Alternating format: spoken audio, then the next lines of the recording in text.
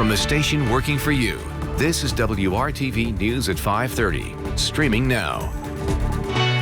Tonight here at 5:30, the big question: who will Donald Trump nominate to the Supreme Court? One name on the short list is a woman with Indiana ties. Learn more about her coming up here. Topping today's lineup, researchers are taking it into their own hands to find out how coronavirus is affecting schools, the new tool that they're using to gauge how schools are doing. And with the U.S.-Canada border still closed due to COVID, one town's been essentially cut off from the world, what they say they need to survive. And if you're feeling a little fuzzy lately, you might not be able to find the right words or concentrate, you're not alone. The impact the pandemic is having on our brain's health and what you can do about it. President Trump will announce his nominee for the Supreme Court vacancy in 2 days. The frontrunner appears to be a federal appeals court judge from Indiana.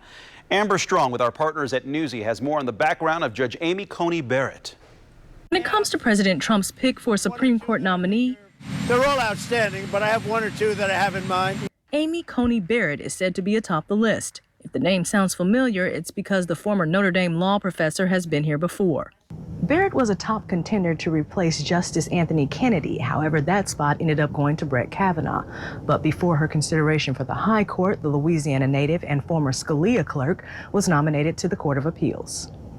When you read your speeches, the conclusion one draws is that the dogma lives loudly within you. She was confirmed, but her critics in the Senate feared Barrett would not uphold the precedent of laws like Roe v. Wade due to past statements on her Catholic faith and a 1998 article she co-wrote saying Catholic judges are morally precluded from enforcing the death penalty. I'm being considered for a position in a court of appeals, and there would be no opportunity to be a no vote on Roe. And as I said to the committee, I would faithfully apply all Supreme Court precedent. She went on to say her faith, quote, would not bear on the discharge of my duties as a judge. Since her appointment to the Chicago-based Seventh Circuit Court of Appeals, Barrett joined the dissent in a case involving an Indiana law signed by Mike Pence when he was the governor. That law banned abortions motivated by disabilities like Down syndrome. It was deemed unconstitutional. However, the dissenting judge joined by Barrett wrote, quote, using abortion to promote eugenic goals is morally and prudentially debatable. Now, that dogma comment from Senator Feinstein was a galvanizing moment for many conservatives who saw it as a religious litmus test. Many of those same groups are throwing their support behind Barrett's nomination today. Amber Strong, Newsy, Northern Virginia. Beautiful day across central Indiana, and as you look at the side of your screen there, Lucas Oil Stadium looks like the roof is open. Not a bad day to open up the windows, too, as we've got some sunshine and those temperatures for most of us in the 70s. It's 77 degrees right now in Indy. That humidity very manageable, just 37% as we have a light south wind at 5 miles per hour. 80 degrees for you, though, in Muncie and Lafayette. A little more cloud cover, 74 in the Bloomington area, and we still have some rain down across portions of Tennessee, keeping the cool 60s in play there. But off to the west, we've got 80s, even mid-80s in Lincoln, Nebraska. We're going to tap into some of that 80-degree warmth here as we go into the upcoming weekend. There's that rain well off to our south, a few more showers off to the north. We're going to kind of stay sandwiched in between here with this dry weather pattern continuing. So for your evening plans here, clear skies, should feel pretty nice out there. We're at 74 degrees here at 7 o'clock. That sun continuing to set a little bit earlier now, almost right around 7:30 for us. With that temperature 70 degrees at 8, we'll be into the middle 60s already at 9 o'clock this evening. And by tomorrow morning, with mostly clear skies, we'll start off seasonable in the lower to middle half of the 50s. We need some rain desperately here in central Indiana. Coming up, I'll detail that next best chance we've got coming our way. Chris? The number of people filing for unemployment rose slightly last week to 870,000. Alicia Nieves shows us the advice experts have for those on the job hunt. The unemployment rate in the U.S. is going down, but it is also almost triple what it was pre-pandemic. I just never anticipated that this is where we would be in September. And Bridget Altenberg is the president of the National ABLE Network. For 40 years, it's been helping people find work. But in the past 6 months, it's been working overtime. It's scary for the people that we're talking to. It's scary for them, where we thought it would be a month or two of unemployment. And here we are basically 6 months later, trying to figure out how to help people navigate. Altenberg says everyone out of work should know two things. One, there are employers that are hiring. There's employers that are desperate for people. So don't immediately assume that, oh, there's nothing out there, so I might as well not look. And the second piece I would say is figure out what you want to do. And then don't sell yourself short in terms of what makes you uniquely qualified for that role. For example, you wouldn't think of a restaurant worker having a unique skill set to be a good fit in the IT field, but the National Able Network has been training them to switch over, and IT employers are flocking to recruit these workers. People who have been servers intuitively know customer service in a way that I can never teach somebody who's in IT. In addition to the National Able Network, there are also more than 2,000 government-funded American job centers offering free career and job hunt services. Also, most public libraries, even many community colleges, are offering free resume help and some career services as well. At Lyft, when we think about the way that we can make an impact on communities, we think about how we can use transportation to make a positive impact. The rideshare company Lyft has even jumped in to help the millions of people on the job hunt by providing free rides now in 20 cities to people going to and from job interviews, job training, and even free rides to work until they get their first paycheck. We have a jobs access hub on our Lyft website that will help you be able to go in and sign up on a form where you'll say a little bit more about what type of support you need, what city you live in, and based off of that, we'll connect you with either your local United Way or your local Goodwill. Those two organizations actually distribute Lyft's free rides, and the bonus is they also offer free career services and job hunt help. I'm Alicia Nieves reporting. Alicia, thank you. And next in our lineup, researchers are taking it into their own hands to find out how coronavirus is affecting schools, the new tool that they're using to gauge how schools are doing.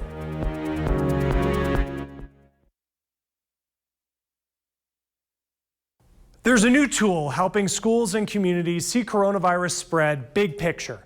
It's called the COVID-19 School Response Dashboard. Schools and districts across the country submit all types of information like enrollment numbers, reopening plans, information about whether schools are remote or in person, and mask requirements. Now, this helps experts really relate case numbers to circumstances. I think we're able to paint a more complete picture of how places are reopening, whether they can reopen safely, and really what the rates are, not just what the counts are. Now, the dashboard is not meant to replace other COVID databases. Professor Emily Oster, who's behind the dashboard, says the more data we have, the better. So we have a number of dashboards that are focused on counting cases, understanding how many cases of COVID there are. But I think that what we're saying is we'll actually really need to understand how many kids there are to interpret that case number. Now, right now, the dashboard is still in a beta phase. Several associations are encouraging more charter and independent schools to submit data. United is the first U.S. airline to start offering COVID-19 testing for passengers. Now, it's just for people who are flying from San Francisco to Hawaii right now, and it's going to cost $250 to get a rapid test at the airport. It will be $80 to get a mail-in at-home test. Hawaii is letting visitors avoid the state's 14-day quarantine starting October 15th if they test negative for COVID no more than 72 hours before arriving. Well, flying both before and during the pandemic has proved risky for catching coronavirus.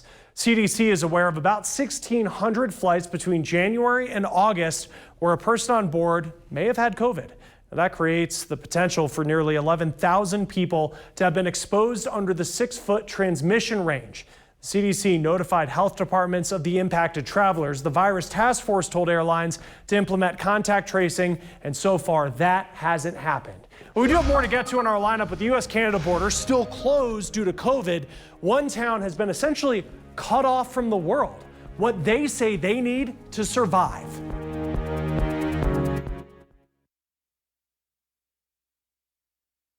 The rise in remote work has some people considering a new home before they retire. The National Association of Realtors says that we're likely to see more people buying a home for retirement sooner than planned or moving to a vacation home. We often see the demand is the strongest among people in their 50s, where they buy a vacation home with the intent that once they formally retire to make it into their primary residence.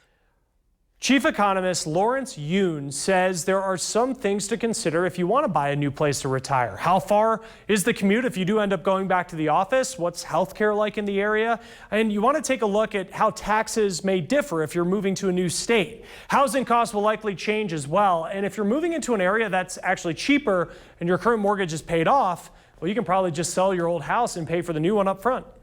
Trying to take advantage of the regular low mortgage rates. I mean, that has always been the magical power that drives real estate transactions. So this time is no different. Yoon says that many companies are realizing that employees can be just as productive remotely, and he thinks the work from home trend will create a new economy even after a COVID vaccine is available. Well, a nonprofit wants to help more minorities enjoy the great outdoors. They tell Kai Beach that someone's background doesn't have to dictate their surroundings. Teaching people how to cast and fish and be with friends is always fun. Some say there's a problem with the old proverb that if you give a man a fish, he can eat for a day. But that if you teach a man to fish, We're gonna go over some casting. he can feed himself for a lifetime. What were you, honey? Arguing that in order to complete a task or learn a life lesson, The last time I went fishing, I think I was about 12 years old. people need access to the right equipment and education from someone with the right experience. When I was a kid, we didn't get an opportunity like this. That's the goal of Colorado Blackpackers, a nonprofit on a mission to provide free gear, outdoor excursions, and education to ethnic minorities. We meet those who are at the intersection of economic vulnerability and underrepresentation. I was driving down this dirt road to the campsite. Patricia Cameron is the founder of Colorado Blackpackers, I'm so glad you came out. a group she started a few years ago with the hopes of expanding to other states. The opportunity to provide more outdoor experiences for people of color across the country, absolutely. This weekend, her team is hosting a fly fishing clinic, If the rods are age appropriate, teaching people like Hanifa Shiku and her 6-year-old grandson Camille Yeah, we can go two hands. great lessons while enjoying the great outdoors. they afford the opportunities to give people this experience and to come out here and participate in different venues. Helping people learn how to properly set up a reel and rod Yeah. are volunteers like Elin Stribling, Someone can start casting. who says these events give people of color unique opportunities. I feel a lot more community when I see people who kind of look like me. The classes and gear are free, with people like Kyle Fulmer Yeah, I think that's perfect. donating outdoor supplies from his company. And we want people, it doesn't matter where you're from, to be able to have the same access and opportunity in outdoors. With Blackpackers helping people learn life lessons I always want to do that. and create their own proverbs. My tagline is economic equity and outdoor recreation. I'm Kai Beach reporting. Westfield is the 6th best place to live in the United States, according to a new ranking by Money Magazine. Westfield's population increased by 45% between 2010 and 2020. The magazine attributes to the city's school systems, which ranks 4th in the Indianapolis area and 9th in the state. Money also referenced the Grand Park Sports Campus, which is the site of the Indianapolis Colts training camp. The Colts signed a 10-year agreement in 2017 to train in the city, although training camp was canceled in 2020 due to the pandemic. Westfield was the only Indiana town or city to make the top 50 list.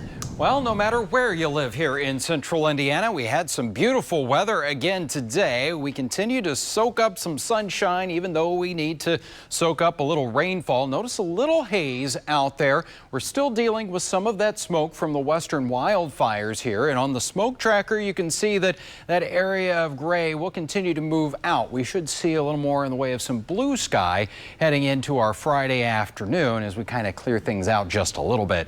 Right now, with mostly sunny skies, we're at 77 in Indy, even 80 degrees for you in Lafayette and Bloomington at 74 with the sun shining for you. Next 7 days, we've got some temperature swings coming our way. Our warmest going to feel like summer here at 84 degrees. The coolest, though, we're going to fall by about 20 degrees over the next 7 days to a high only of 63. Friday, though, on the mild side, temperatures that will be in the upper 50s here at 8 a.m. 72 for the lunch hour. Should be very nice there as we climb to around 80 for the afternoon high. And if you're going to be heading out for some of those football games tomorrow evening, 8 o'clock, temperatures right around 70. Right around 80 degrees for everybody tomorrow. 84, there we go on Saturday. Not a record though, that's 91 degrees, and we will stay warm on Sunday. 20% chance of a shower or thunderstorm. TrueCast as we get into our Sunday evening, trying to bring in a little bit of that rain. I think better chances though as we go into early next week. Put it all together in your 7-day planning forecast now. The mild weekend followed by temperatures really tumbling next week following that chance for rain on Monday and Tuesday. In March, to try and stop the spread of the coronavirus, the border between the U.S. and Canada closed to all but essential personnel. 6 months later, it's still closed. For one town in Washington state, its unique location means the border closure has effectively cut it off from the rest of the world. As Maya Rodriguez tells us, people there say they need help to save their community. In Point Roberts, Washington, the beauty of nature isn't hard to find. The environment is unsurpassed. I mean, it's a most beautiful spot. It's a town of about 1,000 people where two nations meet. Lately, though, people here feel more like they're caught in the middle. We're surrounded by foreign territory, not part of North America, USA. Point Roberts is what's known as an exclave. When a 19th century treaty established the 49th parallel as part of the U.S. border with Canada, Point Roberts ended up on the American side, but cut off from the rest of the U.S. Normally, traveling back and forth across the border isn't an issue, but because of the coronavirus, the border is closed, and the town, which relies on tourism, is at a standstill. Brian Calder is with the Chamber of Commerce. Our traffic comes from Canada, Lower Mainland primarily, and that's what drives our economy. Period. We're down between 85 and 90%. Whitney McElroy owns Breakwaters Bar and Grill, where hundreds of people usually gather for music and food. But not this year, forcing him to furlough all but 2 employees. By opening the border, it would considerably help this community. It would bring it back to life again. As it's pretty much dead now. One of the few things keeping the town alive, the lone supermarket. On a normal summer week, we see about 8,000 customers. But business is down 80%. Owner Allie Hayton applied for the federal Paycheck Protection Program, which helped financially through July. I don't want a handout because those go away. I want to work for a living, and the only way I can do that is if I have people able to come down here. Because of the unusual location of Point Roberts, surrounded by water on 3 sides with Canada to the north of it, the border closure isn't just affecting businesses here, but also families, in some cases by separating them. People can't sustain financially and emotionally and spiritually this kind of stress. Rena Andrioli and her family are dual citizens of the U.S. and Canada. Since the lone school in town only goes up to 3rd grade, her kids, like some others here, attend nearby schools in Canada. But school is considered a non-essential border crossing. So her oldest daughter moved in with friends in Canada to go to high school. By doing that to a family, we're just killing these kids. So we need to smarten up as a country, both countries. Residents say there could be a simple solution. If we can have an exemption federally from both sides of the fence, then I think it would definitely ease things and make things a lot more palatable for people. Especially since the border closure appears, for now, to have no end in sight. On the U.S.-Canada border in Point Roberts, Washington, I'm Maya Rodriguez. Maya, thank you. And weekly testing shows that so far, there have been no recorded cases of coronavirus in Point Roberts. Meanwhile, a twice-weekly ferry service and a small plane service just began for people who before then had no other way to reach the U.S. Still, the border remains closed, with both the U.S. and Canada renewing the closure every 30 days. Now, finally in our lineup, if you're feeling a little fuzzy lately, maybe you can't find the right words or just concentrate, you're not alone. The impact the pandemic is having on our brain's health and what you can do about it.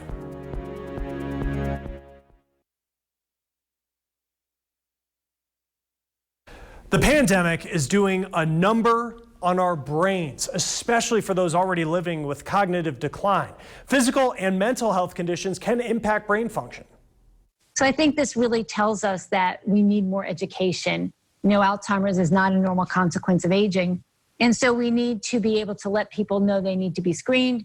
They need to know what they can do to maybe help prevent it. or that there are other diseases that mimic it that can be treated. Now, that's the chief medical officer for MDVIP, and she says that nearly half of people failed their annual brain quiz.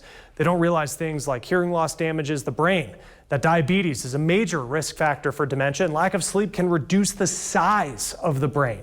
Dementia can be caused by vitamin deficiencies, thyroid issues, infections, and depression, but those causes can be reversible. Now, it's not just older adults we're talking about here. People in their 30s and 40s are reporting more depression, anxiety, and stress, leading to brain fog during this pandemic. Brain fog, you can't really concentrate, feel a little fuzzy, you can't find the word you want. Taking time to de-stress as well as eating healthy, exercise, and quality sleep can really help reverse those effects. And it is recommended that you bring these issues up with your doctor. And you can find the Brain Health Quiz at mdvip.com/brainhealth. Churches are losing money amid this pandemic. There are concerns a significant number could have to close nationwide. So tomorrow we're taking a look at what some are doing to keep their doors open. Warming up for our Friday once again. Those temperatures will go from the 50s to around 80 degrees for that afternoon high. We're going to keep the summer warmth going for the weekend ahead. But look at the big temperature change coming our way next week. After a chance for some showers there on Monday and Tuesday, highs are only in the lower 60s by Thursday. Thanks for joining us here at 5:30.